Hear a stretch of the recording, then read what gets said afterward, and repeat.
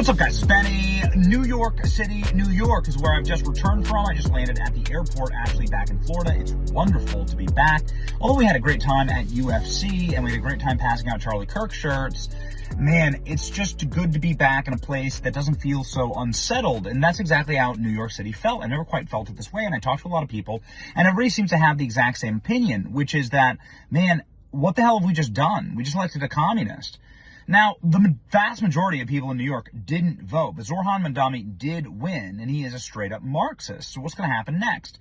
Nobody's quite sure, but everybody that I spoke to says the same thing. They expect life is going to get worse. They expect that taxes are going to go up, that people are going to leave, and that you're not going to be able to see a New York that has sort of a golden age under socialism and communism.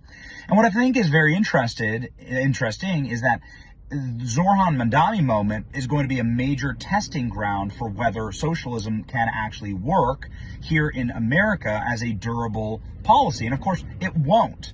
But we'll see how spectacularly it fails and whether New York City, with the incredible amount of gifts that it has, like all of the tourism base and all of the financial institutions and Wall Street and everything like that, if it can sort of support, like on life support, like this version of socialism. They won't be able to get the free grocery stores. They won't be able to get free buses and stuff and free rent. I don't think that's even legal for him to do. So he's already lied to the electorate, and it's never a good look.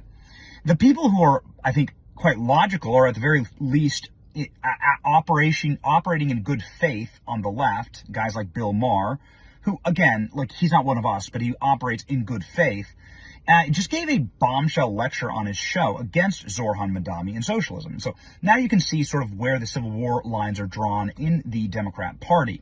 It opened like this, like, you're dumb if you support this. The reasons why young people are voting for socialism, and I completely agree with this. The future will either be MAGA or it will be Mamdani level communism.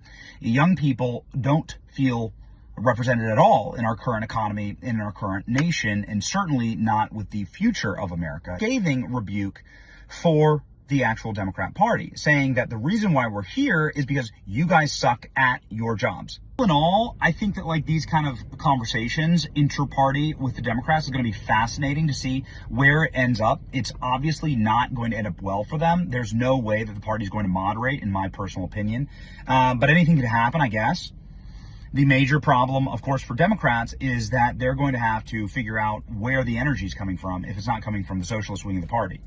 Because I got to tell you, it sure as hell ain't coming from Chuck Schumer. You know what I mean? So I guess we'll see. And what are these people going to do with Barack Obama? Is Barack Obama the one running all of this? I don't know. We'll find out. But I like that Bill Maher monologue. Smart takes.